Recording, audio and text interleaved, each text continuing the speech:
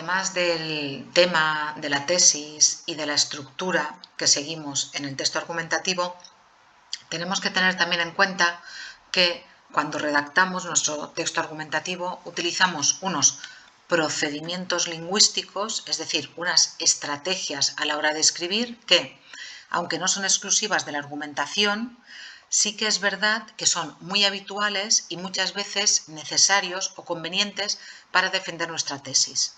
Entre las diferentes estrategias a la hora de escribir o procedimientos lingüísticos que utilizamos cuando estamos redactando un texto argumentativo, destaca la definición.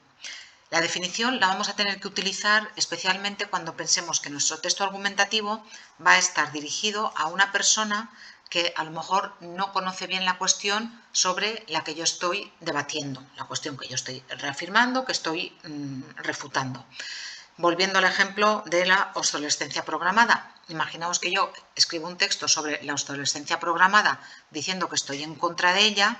Yo tendría que empezar definiendo qué es la obsolescencia programada para que las personas que lean mi texto sepan a qué me estoy refiriendo. Imaginaos también, por ejemplo, que vosotros escribís un texto sobre la eutanasia. Conviene que deis una definición de eutanasia para que las personas que puedan leeros, si no saben a qué os estáis refiriendo, se hagan una idea general. No importa que hagáis unas definiciones muy extensas, porque lo que importa es la argumentación, no la exposición, pero sí que muchas veces es conveniente. A veces las definiciones, repito, son necesarias, a veces no son tan necesarias, y si ponéis definición, normalmente la vais a colocar en el primer párrafo, la del tema. Es bueno empezar con el tema definiendo algunos de los términos que tienen que ver con el tema y luego ya ponéis la tesis en ese primer párrafo. Muchas veces también es útil en nuestros textos argumentativos utilizar comparaciones o, con otras palabras, analogías. ¿Que sirven para qué? Pues para ilustrar y hacer más comprensible lo que yo estoy explicando. Muchas veces nos sirven para acercar ciertos conceptos que a lo mejor le resultan un poquito más difíciles al lector. A veces simplemente nos sirve pues para, de alguna manera, contrastar dos puntos de vista. Otras veces nos va a servir pues para matizar algo. Pero imaginaos, por ejemplo, que vosotros estáis escribiendo un texto en el que defendáis que es mucho mejor vivir en un pueblo pequeño que en una ciudad. Probablemente vais a comparar, pues no sé, el trato humano que tienes con tus vecinos en el pueblo frente al trato humano que tienes con tus vecinos en la ciudad. O a lo mejor estás comparando lo que significa vivir en Nueva York con lo que significa vivir en Muro o en Sa Pobla. Estás haciendo comparaciones. Muchas veces también utilizamos citas. Ya hemos hablado de ellas cuando nos hemos referido, recordadlo, al tipo de argumento de autoridad. La cita sería poner el nombre de la persona experta, conocedora del tema, dos puntos, y lo que la persona ha dicho literalmente. Mediante las citas o argumentos de autoridad, pensad que lo que vamos a dar es autenticidad al contenido. Ya sabéis que se utilizan como argumentos de autoridad, pero el hecho de que no sea mi opinión, sino que mi opinión venga reforzada por las palabras de una persona experta en el tema, pues hace que el texto quede más redondo, que mi argumentación quede más reforzada. También muchas veces en los textos argumentativos nos conviene utilizar ejemplos concretos para apoyar nuestra tesis. Estos ejemplos pueden ser resultado de la experiencia individual, porque a mí me ha pasado una cosa determinada, pero hay que tener cuidado. No hay que abusar nunca en los textos argumentativos de la experiencia individual. Imaginaos, yo voy a poner un ejemplo que sea, volviendo a la obsolescencia programada. Ahora las bombillas salen de la fábrica con una vida útil que a lo mejor es de 1000 horas. Quiere decir que cuando están 1000 horas encendidas, la bombilla ya se apaga. Sin embargo, hasta hace muy poco tiempo, en un parque de bomberos, creo que es de la ciudad de Nueva York, en cualquier caso de Estados Unidos, estaba funcionando una de las bombillas creadas por el inventor de la bombilla, por Edison. La bombilla tenía más de 100 años y seguía funcionando. Entonces, ese sería el ejemplo que yo pondría, que frente a los bienes de consumo de hoy en día que tienen una vida tan corta, nos encontramos con casos como el de por ejemplo, la bombilla, y entonces la bombilla de Edison, entonces estoy utilizando un ejemplo. Ese ejemplo también, como os he dicho, me lo puedo llevar a la experiencia individual sin abusar, sin abusar. No sé si os ha pasado alguna vez, pero a mí me ha pasado. Compras una batería para el coche y la batería para el coche tiene una garantía de 2 años. Pues cuando hace 2 años y una semana que tienes la batería deja de funcionar.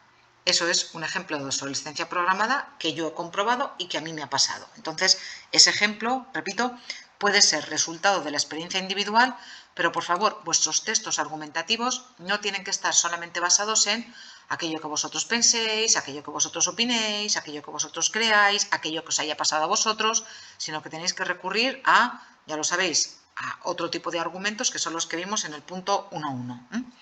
Muchas veces también en nuestro texto argumentativo podemos utilizar interrogaciones retóricas, es decir, preguntas que una persona dirige al lector, el autor del texto dirige al lector, que es la persona que va a leer el texto, con el fin de provocar, de poner en duda un argumento, de comprobar los conocimientos del receptor, también de buscar su complicidad. Utilizar interrogaciones retóricas al principio del texto o al final, sobre todo al final, a mí me gusta mucho porque es como yo dejo el texto aquí y ahora a partir de ahora es el lector el que tiene que reflexionar, es el que tiene que dar su punto de vista. Yo he dado el mío, entonces, ¿y usted qué piensa? ¿Y usted qué haría en esta situación? ¿Y le gustaría que le pasara a usted?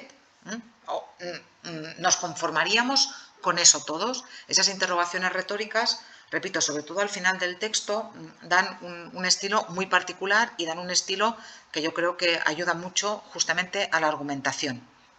Si queréis ver un buen ejemplo de cómo se construye una argumentación en la que aparecen argumentos de diferentes tipos y algunos de los procedimientos que acabamos de ver ahora, si clicáis aquí os va a salir un vídeo en el que vais a ver a dos periodistas.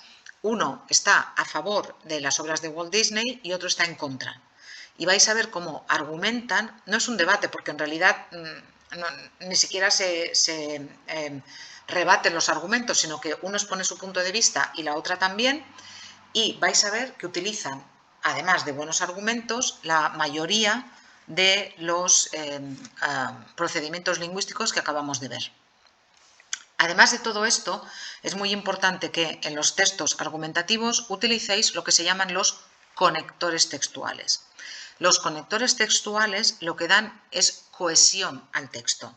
No puede ser que argumentéis y que todo el tiempo digáis o que digáis todo el tiempo pero. Hay muchos marcadores del discurso que os ayudan, por ejemplo, a contrastar ideas.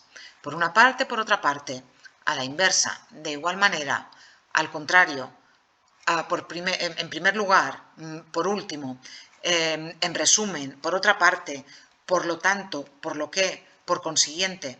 Veis que aquí tenéis muchísimos conectores, si buscáis por internet vais a encontrar más listas de conectores, pero con que utilicéis unos cuantos de estos, vuestro texto argumentativo va a estar muchísimo más cohesionado. ¿Por qué? Pues porque estáis utilizando esos conectores, bien, que os sirven, por ejemplo, para añadir una nueva idea. En lugar de utilizar siempre pues utilizad igualmente, asimismo, además, por otra parte, de la misma forma, también. Si tenéis que contradecir, no utilicéis todo el tiempo pero, sino no obstante, sino, al contrario, de otra manera, a pesar de. Si tenéis que indicar tiempo-lugar, que no todo sea aquí y allí, que sea también alrededor, por encima de, finalmente, entre tanto. Si tenéis que señalar relaciones causa-efecto, pues eso, por tanto, por lo tanto, por lo que, porque, por consiguiente. Si tenéis que indicar un ejemplo, o resumir, o concluir, pues es decir, en conclusión, en general, en suma. Y para marcar contrastes os va muy bien para argumentos y contraargumentos. Para reforzar vuestros argumentos de la misma forma, de forma similar, para rebatirlos o para añadir contraargumentos. Sin embargo, por otra parte, a pesar de, en cambio, por el contrario, muchos conectores que a mí me gustaría que utilizarais, algunos de ellos. Como en el resto del texto, ya sabéis que el párrafo será el cauce, es decir, la forma de expresión para distribuir los diferentes pasos, ya lo sabéis, el planteamiento o introducción con el tema y la tesis, el análisis o los argumentos en la parte central y la conclusión. Si os animáis a hacer las actividades, ahora también es el momento de hacer la actividad de refuerzo 2.